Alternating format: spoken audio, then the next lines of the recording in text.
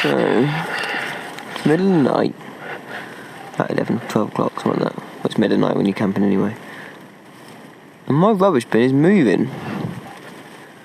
And by the sounds of it, there's 2 little mice in there.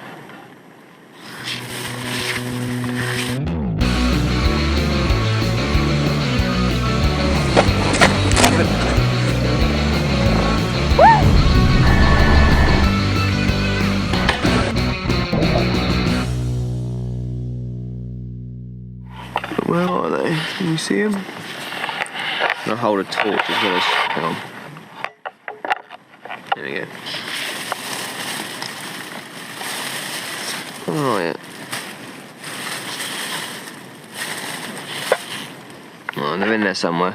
Just 2 of them by the sounds of it. Anyway, I know the light's not very good with me wafting it around. I can hear them squeaking and moving around in there. Tell you what, sounds like it stopped raining as well. Just. So if this all dries up a little bit, I might be on for a winner tomorrow. Happy days. It stopped raining last night at like 11, 12, I think, when I found the mice. I assume they're still in there, actually, but I haven't checked. But this is the weather. So it's not dry, not sunny, and there's normally, you can see mountains past that little bit of grass hedge or something, and it's completely foggy. So I'll put all my rain gear on, wrap up and just get going, I think, and ride out of it. It's now 9 o'clock and it's a pretty cool view, although the fog is definitely burning off very quickly now the sun's over the top of the hill. Bike's all packed, ready to go. Got my tent packed on the outside just there. Hopefully it dries and keeps my other stuff dry. Tarpaulin stuffed underneath. Apparently someone just said it's going to be a good few days with the weather wise, so hopefully I've managed to stay dry for the worst of it. Let's go to Franz Josef.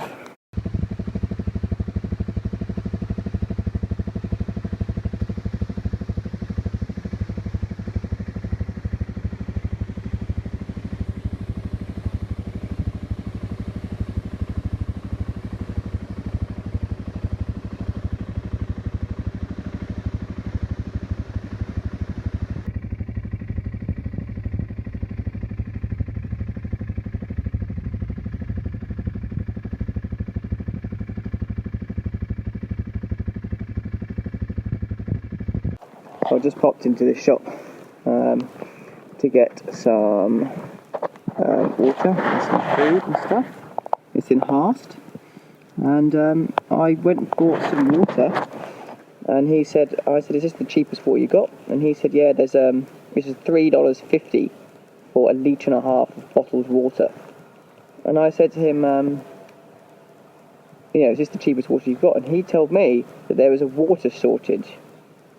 Well, based on my tent last night, I don't think there was, despite the fact, as well as the cyclone that came through that dumped like 3 or 4 days worth of water on everything. Like all the waterfalls are flowing, and yeah, it's bollocks. Anyway, so I walked outside, I was eating my pie, and underneath this picture of a pie, there's a nice tap. So, no water shortage for me. I've got 1.5 litre of water and filled up my Camelback. So yeah, winning.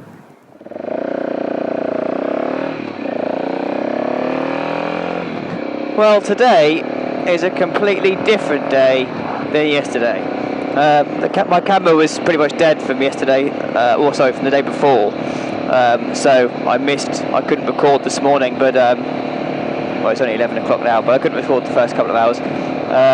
It was really twisty, windy roads, and the fog was just lifting. In fact, you can just see almost how the water on the road is actually producing a bit of steam as it goes. He's going to switch sides because they do this. It's really weird, and I have to pass on the left.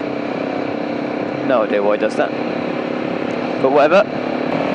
I popped into Hasst and got a bit of food. Got the most expensive bottle of water I could find. I think it's ridiculous that I have to buy bottled water. Not only do I don't like buying bottled water because of the fact that it's stupid buying bottled water, and the bottles are really damaging for the environment, but also it's water. It's everywhere. Like, it's just more expensive than fuel, and I don't understand why. Much happier mood today. Sun's out, not a cloud in the sky. Just had music in my helmet while I was cruising along. But Hasst Pass is definitely Hasst Pass is definitely a bloody good road. And the section I went through this morning is to say if that was dry like this, it'd be amazing. Popped into the information centre. These brave souls. Wrong country to cycle in. It's too hilly. And so I'm going to look at getting a helicopter trip to go see the glaciers, because probably only see the glaciers. Well, I will only be in New Zealand potentially once. I'll only see the glaciers once. And then if I never see any glaciers again, it's better to do it properly the first time when I'm actually next to them, because if I don't ever get the chance to go see another one, at least I've seen it. It's a little expensive. It's about $300-ish. I haven't seen the sea in a while actually, now I can see it, which is cool. Because the last time would have been on the west coast. Well, actually that's a lie. The last time would have been, I just missed it. Cock. I'm going to turn around. I want to see that.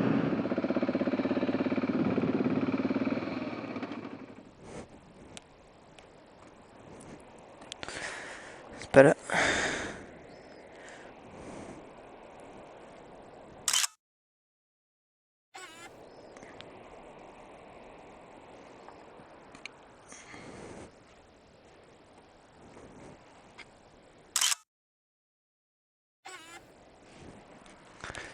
Kind of cool.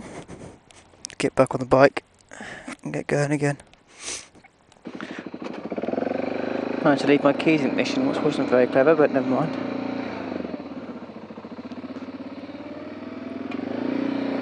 Let's go do these corners again. Mate, if I could have this weather all the way up the west coast, beautiful. Never gonna happen, mate. It's the west coast of New Zealand. It will always rain at some point. Can't go over that sky compared to yesterday. Brilliant. I arrived at Fox Glacier and had an hour or so's wait for my helicopter trip. So I had a nice lunch in a cafe and then sat on this patch of grass and caught up with messages on my phone.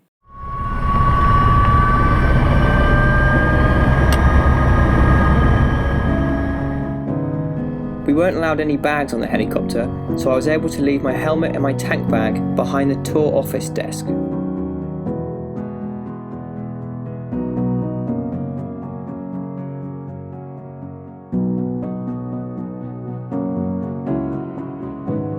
I don't know if this makes me a sad git, but this is my reaction to looking at the road that I'm going to be riding after this helicopter trip.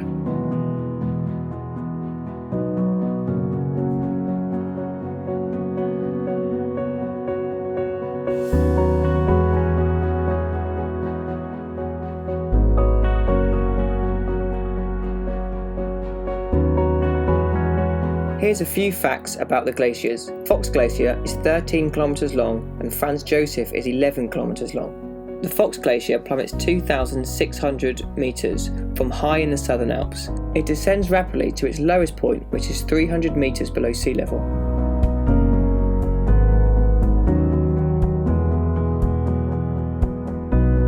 It is fed from 4 alpine glaciers that receive around 30 metres of snowfall each year. The snow is compacted at the top of the glacier into blue ice, hundreds of metres deep.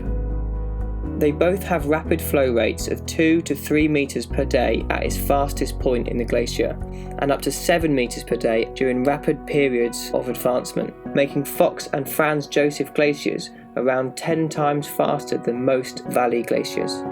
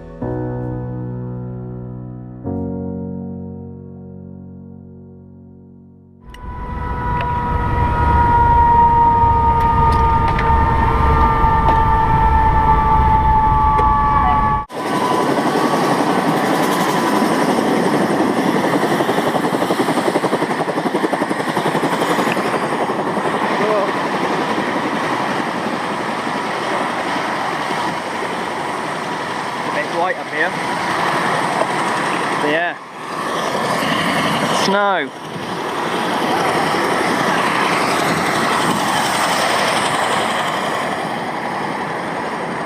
Pretty bloody special this.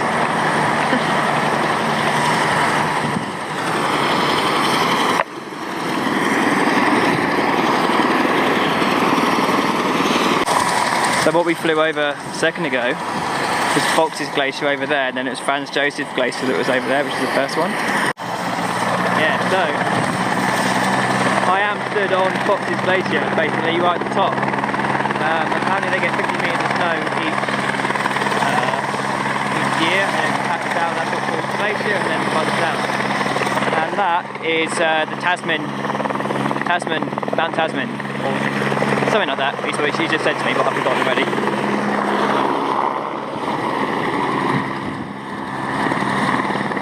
It's not as cold as you think up here. Like, I've only got a t-shirt on, but I thought I'd take my jacket. But it's not that cold.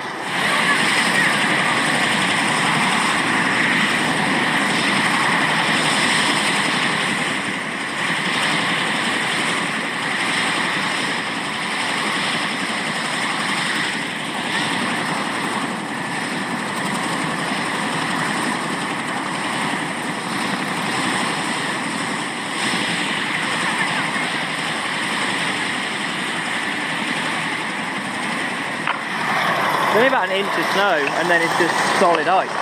And they wanted the helicopter to land on it. Yeah, epic. It's quite busy.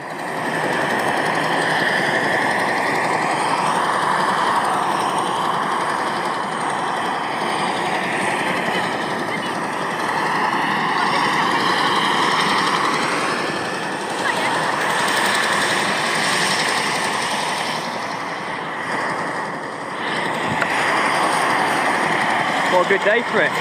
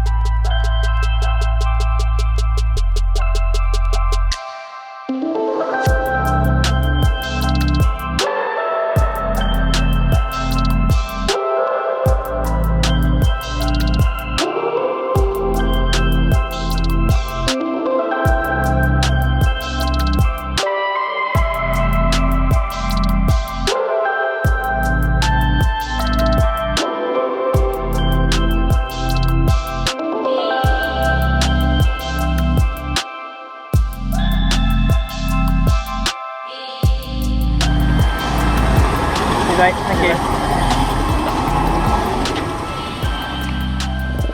That was pretty epic.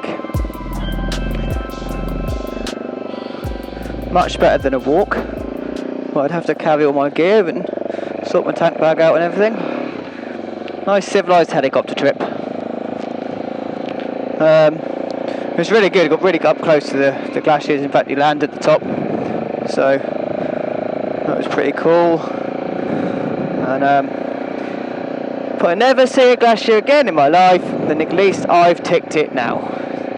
Ticked the box. And now it's 4:30. I'm going to ride to Franz Josef, find a campsite just north of Franz Josef, and I think I'll stay there, which is where I was supposed to be last night.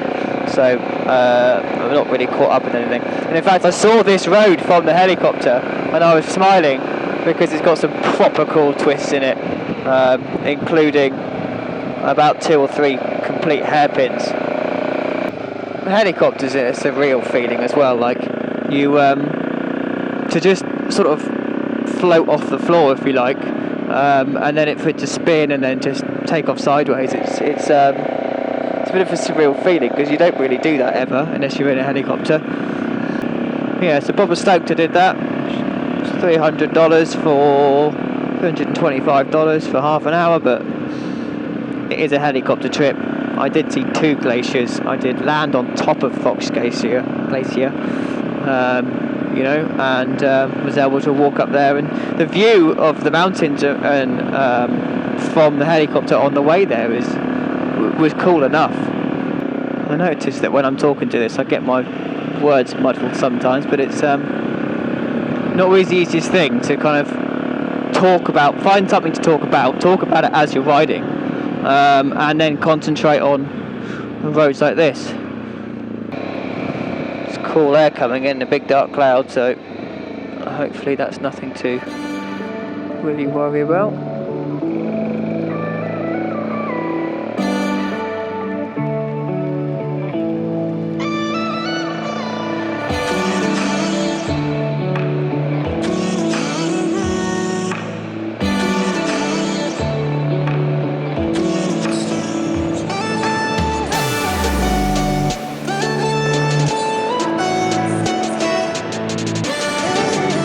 Amazing, like the scars on the side of the mountains where there's been little avalanches and stuff, I'm assuming caused by water, but New Zealand is one place that really shows you how powerful Mother Nature is. Yeah, I mean, I've seen the earthquake damage in Kaikoura and Christchurch, and then the damage caused by just some flooding and rivers flowing through through gravel tracks and stuff, and on the side of mountains. Yeah, it's really interesting.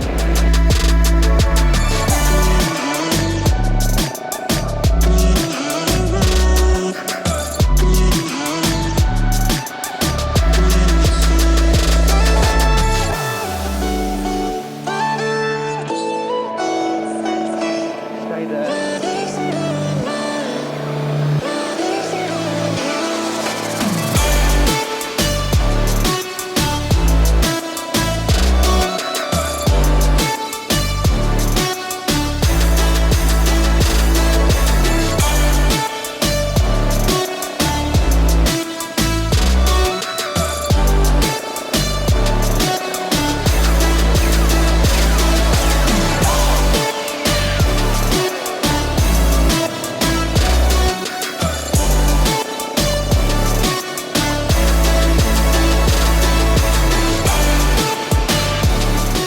I don't know why people brake when you overtake them, like there's loads of room.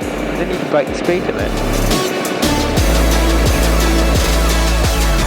When I arrived at the campsite it was lovely and warm, so I set up my tent overlooking the lake, had a quick swim before dinner and then settled down to watch the sunset.